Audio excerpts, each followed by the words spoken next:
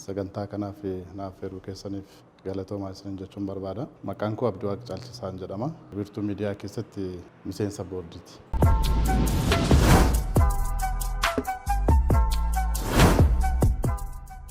Wiirtuu miidiyaan miidiyaa baay'een uummanni Oromoo miidiyaa baay'een hin ka'aa, hin kufaa, hin dhaabbataa, kaayyoo barbaadameef galma barbaadame sana miidiyaa baay'een hundaa'ee kan hin geenye baay'eetu jiru.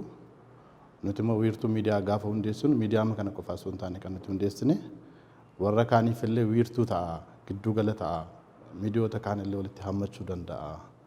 Wanta jedhu irraa kaanee maqaa kana gaafa buqqaasnu buusnee baasnee iddoo garaagaraa wantoota garaagaraa irraati kaanetudha kan nuti hundeessine waan ta'eef miidiyaadhuma qofa osoo hin taane warra kaaniif illee gidduu galeessa ta'uu danda'a, wiirtuu ta'uu danda'a, gidduu gala ta'uu danda'a, walitti hammachuu danda'a, walitti qabuu danda'a.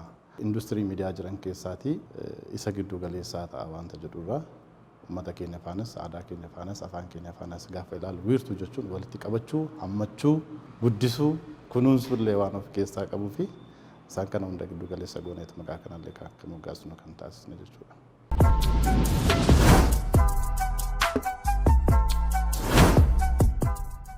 Wiirtuu miidiyaan inni jalqabaa wanti adda isa godhu sila kaaseera hundeeffama isaarraa kaasee miidiyaan biyya kana keessatti gaafa hundeeffamu yookaan abbootii qabeenyaatiin hundeeffama yookaan immoo ogeessota miidiyaati qofaatiin kan inni hundeeffamu. Isa kana garuu giddu galeessa godhannee gaafa ilaallu wiirtuun abbootiin qabeenyaa baay'een jiru. Ogeessota miidiyaalee biraa biratti illee fudhatama guddaa qaban ogeessota baay'ee of keessatti hammateera ogeessota miidiyaa. Kana bira darbee abbootii qabeenyaa bira darbee injiinaroota, beektota, hayyoota namoota kallattii hundumaatiin miidiyaa keessatti shoora guddaa taphachuu danda'u jedhan walitti qabneetudha kan miidiyaa kana hundeessine. Kanaaf inni kun miidiyaa isaan kan irraatti adda godha. Hundeeffamuu isaarraa kaasnee akkaataatti hundaa'e namootatti hundaa'e kallattii garaagaraatiin namoota garaagaraa ofitti qabateetudha kan hundaa'e waan ta'eef inni kun walaba isa godha jennee yaadna. Inni biraan immoo sagantaa kana keessatti kan adda isa godha jennee yaadnu keessumaa wiirtuun akka naannoo keenyaattis akka saba keenyaattis dargaggoonni keenya ijoolleen keenya daa'imman keenya miidiyaatti bashannanaa hin qaban. Nuti kan nuti giddu galeessa godhannee irratti hojjannaa jennee yaadne miidiyaa kana irratti dargaggoota, ijoollee, dubartoota sagantaa garaagaraa qopheessinee miidiyaa garaagaraa waggaa ilaallu ijoolleen keenya miidiyaa waan hin qabneef akka sabaatti miidiyaa bal'aan waan hin jirreef afaan biraatiin aadaa biraa, afaan biraa waan garaagaraa barachaadha kan isaan guddachaa jiran waan ta'eef akka quuqamaattis kan nuti kaasne keessumaa miidiyaa isaan kan irratti adda godha jennee kan nuti yaadnu dargaggootaa fi daa'imman dubartoota qaamolee miidhamoo ta'an isaan kan irratti hundoofnee hojii gaggaarii hojjenna jennee yaadna. Inni kunis miidiyoota isaan kan irratti adda isa godha jennee kan nuti abdannu tokko isa kana.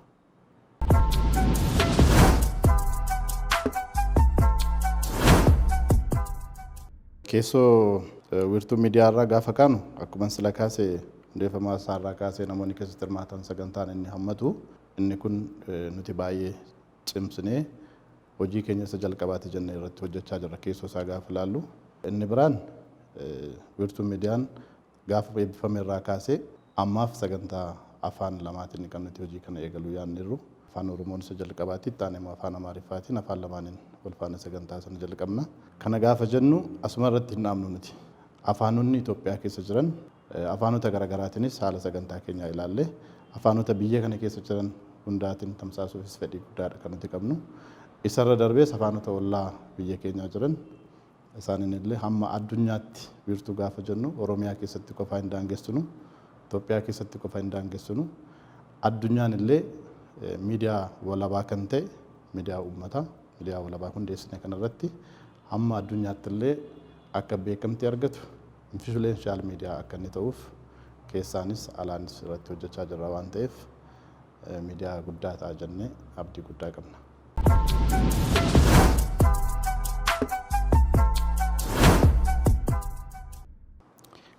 Nutis miidiyaalee garaagaraas biyya kana keessattis akka naannoo keenyaattis kan hundeeffaman miidiyoo garaagaraa hin beekna.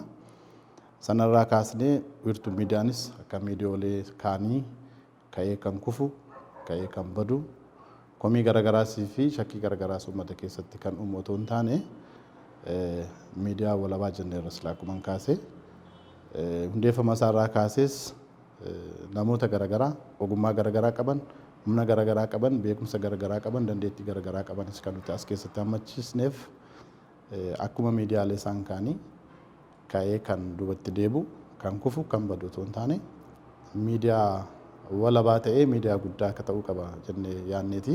Xiinxala warra kaanis gaggeessineerra. Miidiyaaleen ka'anii kufan hanqinni isaanii maal ture? Ciminni isaanii maal ture? Maaliif kufan? Maaliif jalqabanii immoo boodatti hafan waanta jedhus xiinxala garaagaraa kallattii garaagaraatiin gaggeessinee ture.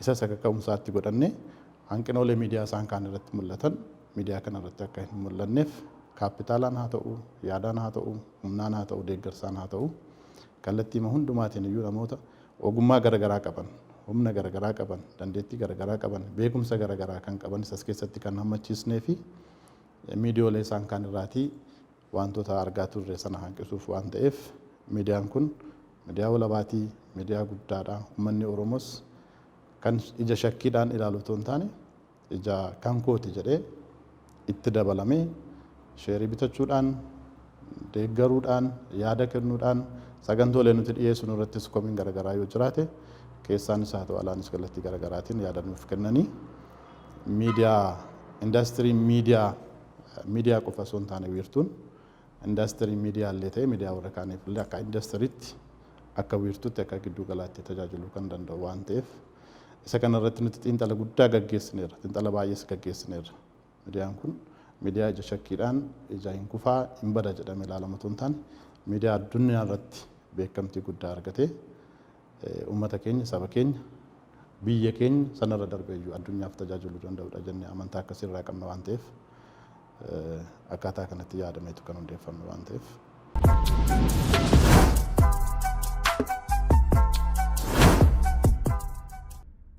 Akkuma sila kaasee wiirtuu miidiyaan kaayyoo gurguddaa baay'eedha kan inni qabu. Isaan keessaa sila kaaseera kaayyoon inni qabu dargaggeessaa fi daa'imman irratti hojjechuun kaayyoo isa guddaadha. Miidiyaa kan irrattis kan hin baratamne, miidiyaa isa kan irrattis babal'atee kan irratti hin hojjetamne. Ijoolleen keenya afaan isaanii, aadaa isaanii, seenaa isaanii barachaa bara akka isaan guddatan isa kan irratti hojjechuudha. Dargaggooleenis yeroo baay'ee miidiyaa ilaalan waan hin qabneef araada garaagaraa keessa suusii garaagaraa keessa iddoo garaagaraa iddootti bashannanan waan ilaalan waan hin qabneef gara biraatti illee kan isaan deeman jira waan ta'eef wiirtuu miidiyaan isa kanallee dargaggootaaf daa'imman irratti dubartoota irratti xiyyeeffachuunsaa miidiyaalee isaan kaan irraas adda isa godha kaayyoon isaa inni guddaanis isa kana jedheetaniin kan yaadu. Inni biraan sila akkuma kaase miidiyaan uummanni keenya qabuu fi baay'ina uummata keenyaa walii hin madaalu. Miidiyaan nuti qabnu miidiyaa muraasadha. Uummata miliyoona 50 miliyoona 60 faana wal bira qabnee gaafa ilaallu miidiyaa hin qabnu jechuun hin danda'amu waan ta'eef miidiyaan kun uummata kana afaan ta'ee gurra ta'ee ija ta'ee uummata kana tajaajiluuf miidiyaa hundeeffamedha waan ta'eef inni kunis kaayyoo isaan kaan irratti adda isa godha jedheen yaada.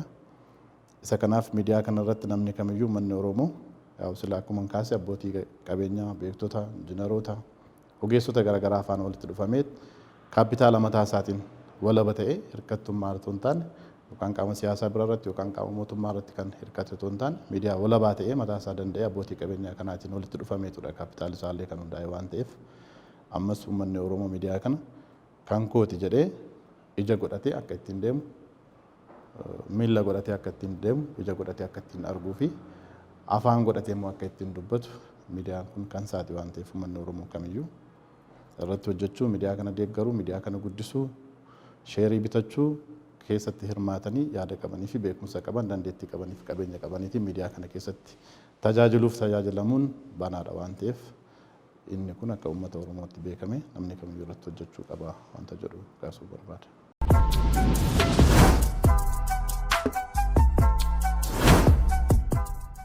Akkuma sila kaase wiirtuu miidiyaan hojii manee gurguddaadha kan inni qabu. Tokkoffaa uummanni keenya akkuma sila kaasaa ture miidiyaan waggaa hundaa'u shakkii gurguddaadha kan inni irraa qabu. Maaliif miidiyaa baay'een ka'ee kufeera jalqabee boodatti hafeera waan ta'eef shakkii garaagaraatiin ilaaluu danda'a namni kamiyyuu waan ta'eef wiirtuu miidiyaan tokkoffaa muuxannoo akkuma sila kaasaa ture muuxannoo miidiyaaleen biraan jalqabanii maaliif kufanii jalqabanii maaliif dadhabanii maaliif boodatti hafan maaliif diigame waanta jedhu sana xiinxala keessa galchinee sun akka deebi'ee wiirtuu irratti hin mul'anneef isa kanaaf shakkiin kamillee uummata Oromoo keessattis akka hin uumamne miidiyaan kun miidiyaa walabaati miidiyaa qaamota garaagaraa, beektota garaagaraa, abbootii qabeenyaa garaagaraa fi ogeessota garaagaraa of keessatti hammatee hundeeffamedha waan ta'eef shakkii kamirraayyuu qabaachuu hin qabanne waanta jedhudha kan ani barbaadu. Inni biraan akkuma sila kaasaa ture miidiyaa kana keessatti hirmaachuun ni danda'ama. Kallattii garaagaraatiin hirmaachuun ni danda'ama. Namni beekumsa isaatiin, yaada isaatiin, qabeenya isaatiin miidiyaa kana keessatti hirmaachuu ni danda'a. Nuti miidiyaa kana hundeessine asiin geenye irra. Kanaa booda immoo uummanni miliyoona 50 miliyoona 60 sun deeggaree miidiyaan kun gara fuulduraatti akka inni deemu irraa tajaajilamuu, miidiyaa kana ilaaluu, sheerii bitachuu keessatti hirmaachuun gahee uummata kanaati jedheetan kan yaadu. Inni guddaan galmii wiirtuu miidiyaa immoo akkuma sila kaase xiyyeeffannoon keenya kan miidiyaa biraan bira hin qaqqabne kan akka ijoollee irratti hojjechuu, dargaggeessa irratti hojjechuu, dubartoota irratti hojjechuu isa kana qabannee kaayyoo yaadne kana kaayyoo hundeessine kana galmaan gahuun gahee abbootii qabeenyaa wiirtuu miidiyaa hundeessanii gahee ogeessotaa gahee beektotaati waan ta'eef isa kana irratti hundumti keenya cimnee hojjenne hanqina miidiyaalee biraadhaan jiran biyya kana keessatti saba kana keessatti mul'atan haguugnee akkaataa itti fedhii uummata keenyaa fi yaada uummata keenyaa, fedhii uummata keenyaa, aadaa uummata keenyaa, afaan uummata keenyaa taanee akka tajaajiluuf inni kun imaanaa guddaa wiirtuun qabatee fi galma guddaa wiirtuun qabatee deemudha jechuun barbaada.